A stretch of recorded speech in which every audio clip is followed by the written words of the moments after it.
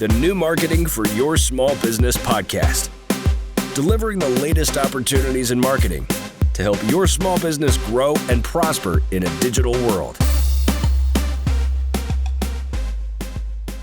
Hey everybody, welcome back to our podcast, New Marketing for Your Small Business. I am William Schultz from Vivid Concepts Media.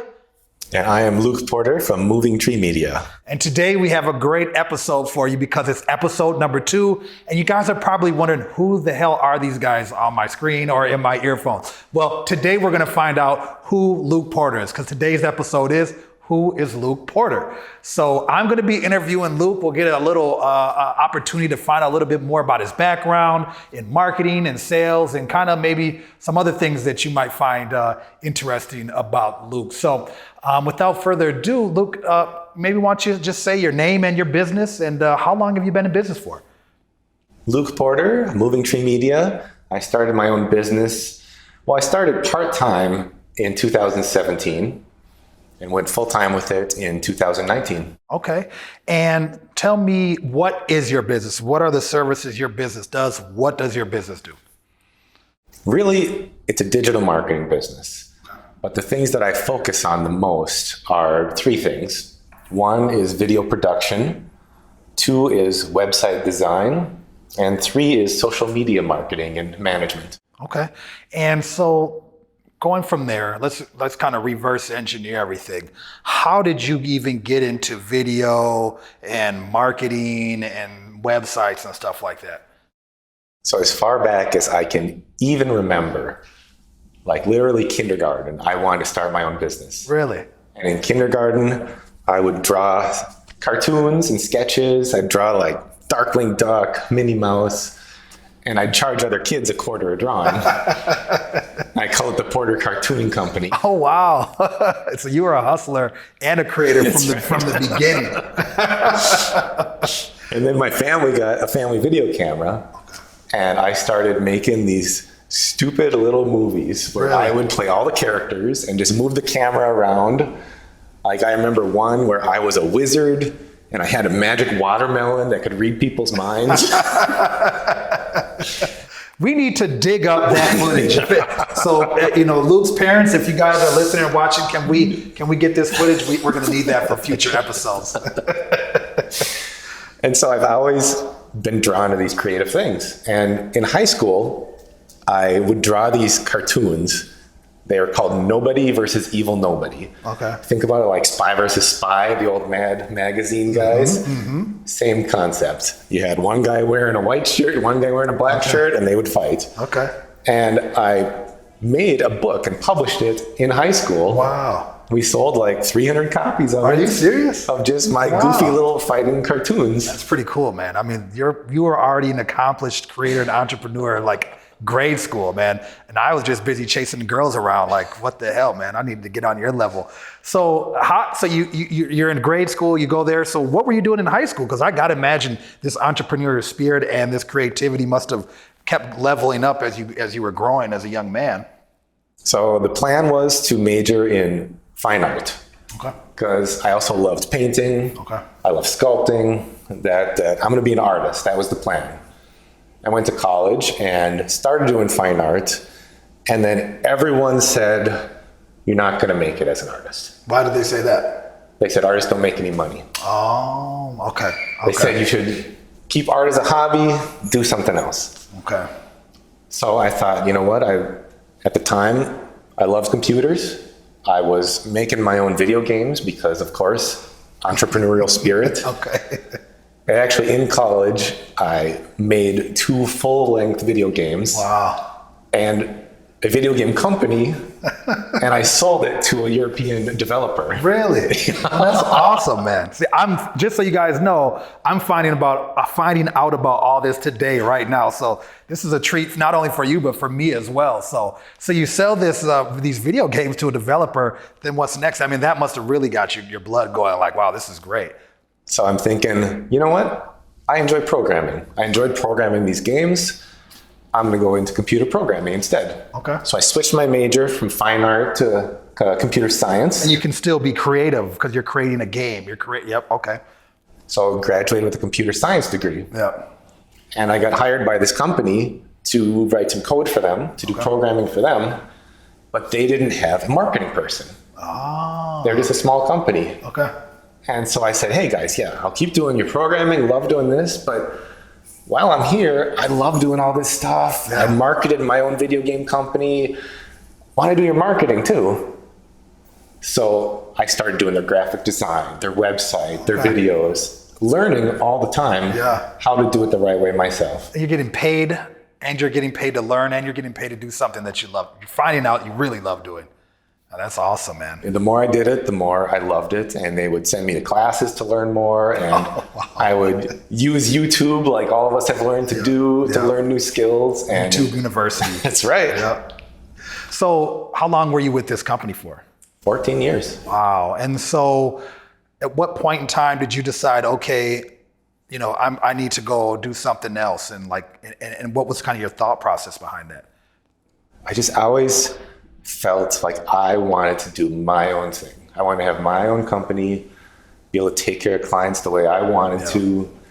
And just like if I'm out of budget on a project, on a video project, let's say, but if I'm not proud of what I've finished yet, I want to have the freedom to sink a couple more hours into that, not worry about the budget, but give my client something that I'm proud of. Yeah, that makes sense. That makes sense. So you start your business, and you know, who was your very first client that you ever had? Do you remember your first client?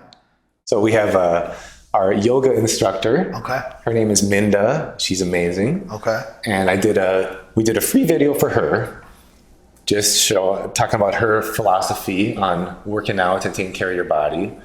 And she was teaching at this studio called Endurance Fitness. Okay. And my very first client was Endurance Fitness. Okay. Shooting promo videos for the different classes that they offer. Cool. And I just want to interject real quick. Something that he talked about, and this is just to bring value to the audience, is he said the first video he did was free.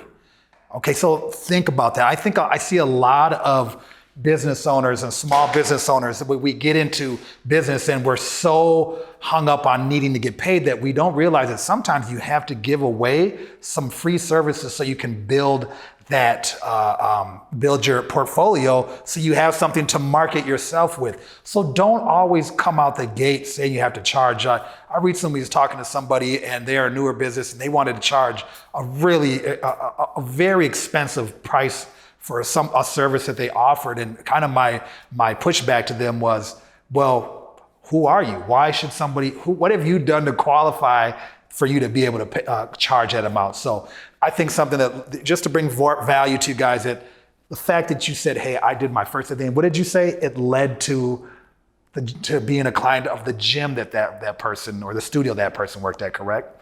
So sorry to interrupt. So your first client is this gal. Now you're doing marketing for the studio. So what's the next process? Now we're rolling. What's going on next? Well, I joined a networking group because I was invited and I saw the value in having this team of professionals all looking out for each other. So my next step was to do another free project. I did a free video for that networking group. Yep. And because of that, I was able to get different clients who saw that video and wanted my services. Yep.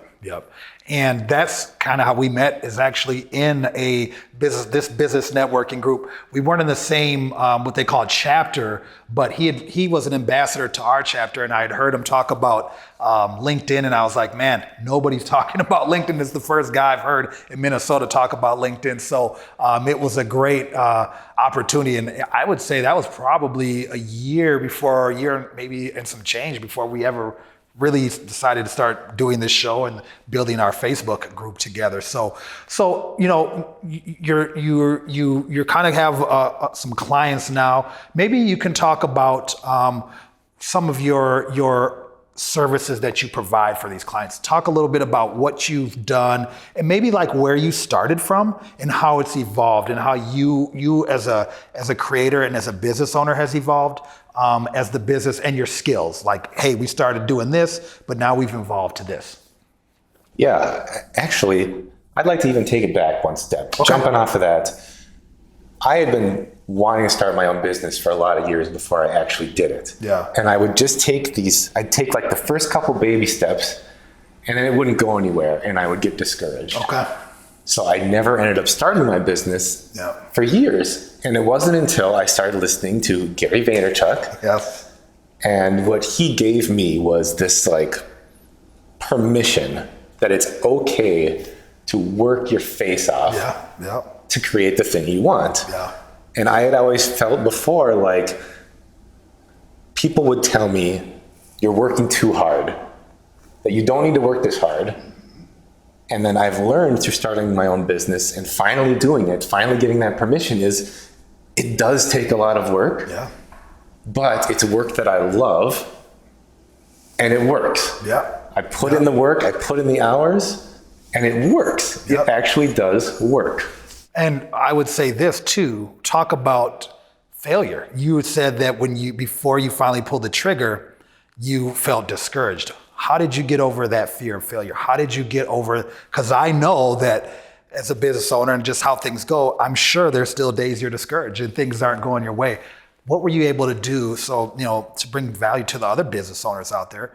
What did you do to get over that? How did you get over that obstacle?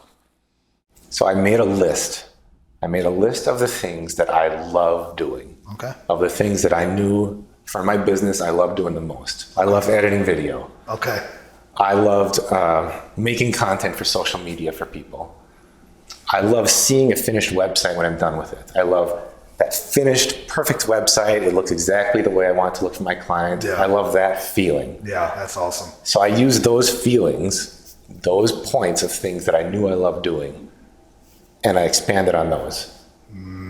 So doing that removed the barrier of fear because you were focusing on the positive things. You weren't focusing on, do I have enough money? I'm sick of driving around, or I can't really do another free project, or, are we making enough for, am I spending enough time with my wife and my kids? You focused on the positive, and then the rest of it just kind of took care of itself. The rest of it fell into place. That's awesome. And I think that's a great piece of information for everybody listening, is that when you are in a business, you got to focus on the positive, and maybe just in any relationship, right?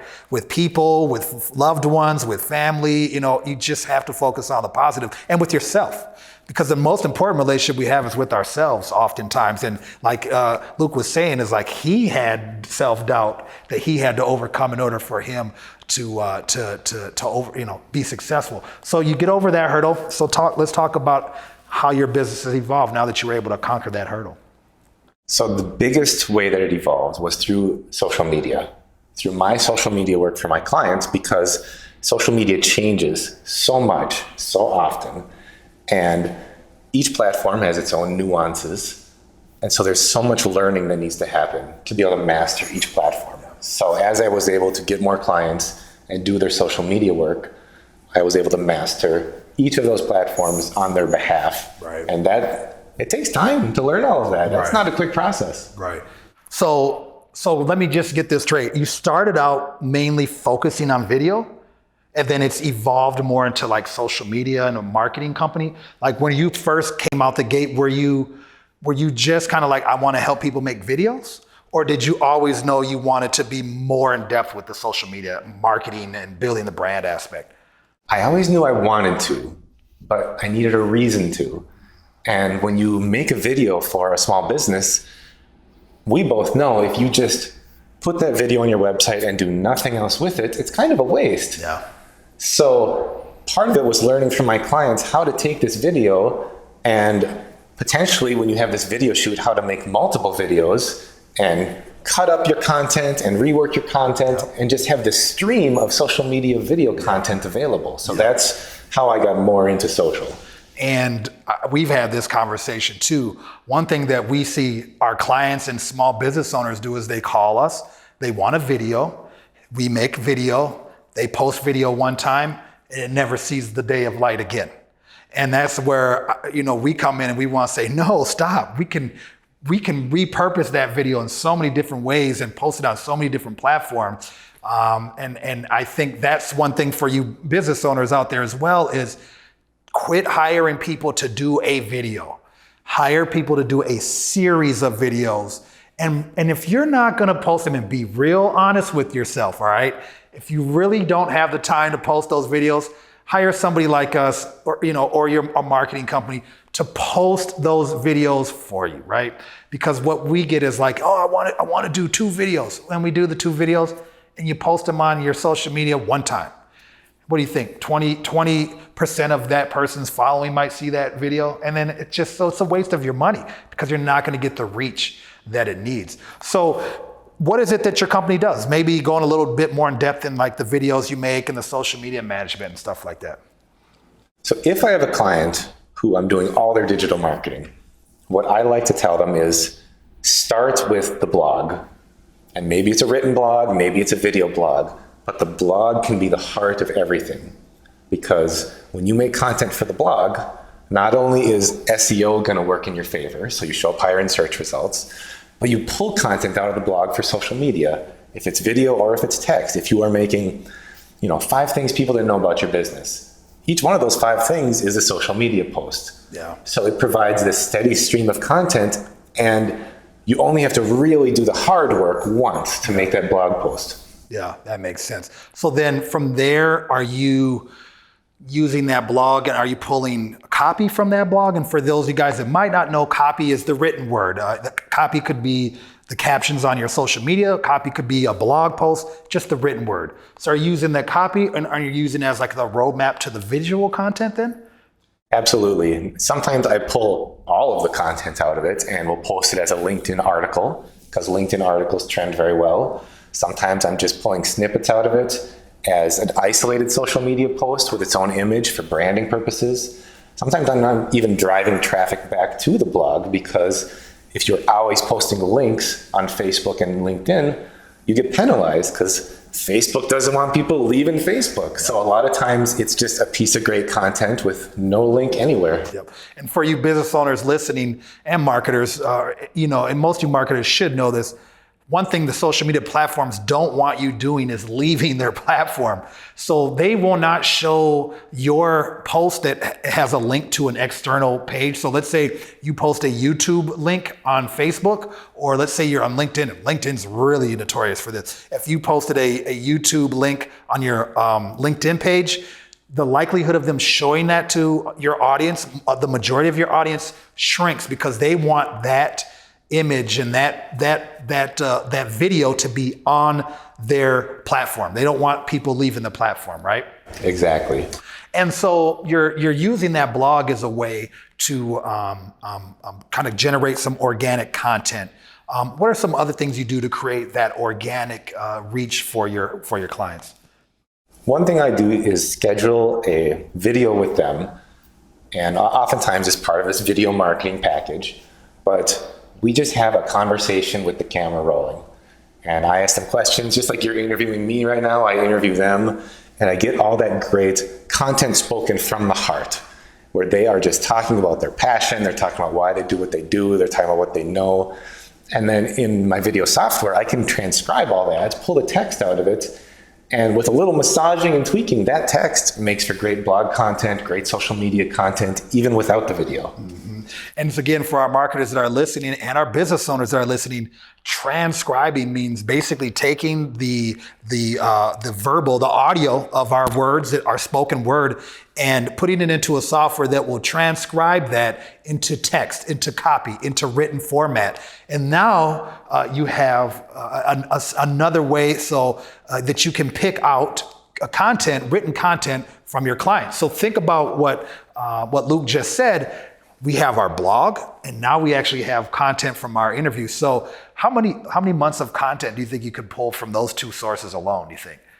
I'd say 4 months. 4 months, right? So look, between 2 simple sources, we've now created 4 months worth of content, right? And for you, the business owner, the small business owner that doesn't have a lot of time to think about all this stuff, Luke has just pulled 4 months of worth of content out of you without you not even knowing it, right? And that's why you hire a company like Luke's company. One other thing I wanted to ask about, we touched about this in the last episode, talk again a little bit about, because I want to make sure that the people really fully understand what you talk a little bit more about the engagement that your business does and how you're generating organic reach. And again, I'm sorry, organic reach is when you connect with an audience on social media without paying for it, okay? So if you ever hear us say organic reach, it's about connecting with an audience that we didn't pay for. So maybe you can talk a little bit more about that organic reach piece, because I think this is a brilliant thing that Luke's doing for his clients. Yeah, organic reach is challenging right now because Facebook used to have great organic reach 8 years ago. Now, if you want people to see your business's content on Facebook, you got to pay money. But not all the platforms are like that. On LinkedIn, what I am encouraging my clients to do, and often doing for them, is posting on their personal LinkedIn accounts, because your personal LinkedIn page has this amazing free organic reach that is rare right now. And not only will LinkedIn show your posts to your entire network for free, but they actually show those posts for up to a month. So you get not just great organic reach one day after you post something like with the other platforms, but it's for up to a month. And we also find that with Instagram, if you are doing Instagram the right way, which is commenting on other people's stuff, you get that great organic reach for your own content as well. And I think the other thing about LinkedIn, which is amazing, is when he was talking about a post can last for a month.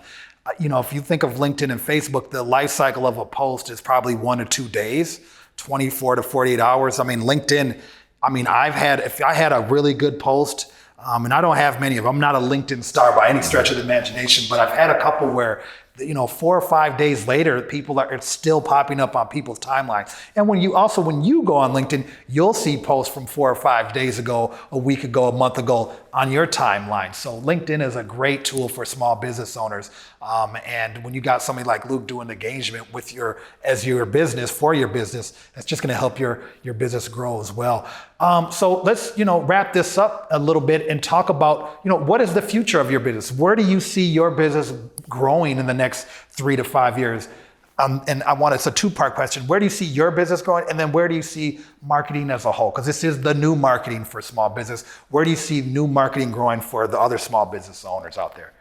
For myself, in 5 years, I want to have this team of digital marketing specialists where currently I'm doing video, social, web, but to have more support in that area, but also to add services like SEO and photography to just take care of anyone's entire digital marketing needs.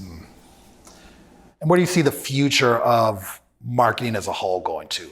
Right now we're in this, I think the now would be we're transitioning from traditional to media. What do you think the next evolution might be? I think nothing's going to go backwards. Everything's going to keep moving forwards. I think that people are going to be using their phones and tablets and audio devices, their digital assistants, more and more and more. I think attention spans are dropping for a lot of things. That's why we see TikTok being so popular. I think TikTok is going to be even more popular, and we're going to see other mediums that take advantage of those short attention spans, possibly in different ways through AR and VR. Yeah. Everything's going in that direction. But I think you're going to see more of this very short form content being super popular. Yeah. While at the same time, there is still room for long form content as long as it's in a digital space. Sure. And think about YouTube. Like long form content on YouTube is essential to somebody like myself or like you, where this is where we go to learn. Like we learn video settings, cameras, the best accessories for what, this is huge. And I know people that have built entire businesses I'm one of them, off of what they've learned on YouTube. And I also, to your point, to Luke's point about short form video, I was talking to him recently about, there's a gal I follow on TikTok who's giving out amazing Facebook ad advice, and they're like 7-second videos. And I'm like, man, she's good, because it's straight to the point. And I'm on TikTok and I swipe to the next one because she's just giving up so much information. Now, having said that, why the long format stuff is important is that it will give you a more depth explanation as to why you do this. So I agree with everything you said. And so Luke, where can people find you and your company on social media right now? Just search for Moving Tree Media on any of the platforms. On Instagram, I'm at Moving Tree Media. Facebook, search for it. It's movingtreemedia.com. Pretty much all under my name, except on LinkedIn. It's under my personal name, Luke Porter. And again, to the family of Luke Porter, we are going to be giving away a handsome ransom reward for anybody that can find that video of the magic watermelon. We need to find that ASAP. So for anybody out there listening, we have a handsome $50 gift card at Chipotle or something like that. But hey, we want to thank you guys for listening to us again. A new marketing for your small business. You can find us on Facebook, because we're going to be running everything through our Facebook group. And you can also find us on YouTube as well. So thank you guys again for listening. Go into show notes for links to all of our pages, and come back next week for our next episode. And just keep following us. Anything else you want to say to wrap things up? Thanks for watching, and next episode, I'm going to be interviewing William. So make sure to check that out, and we'll see you then. All right, thanks, guys.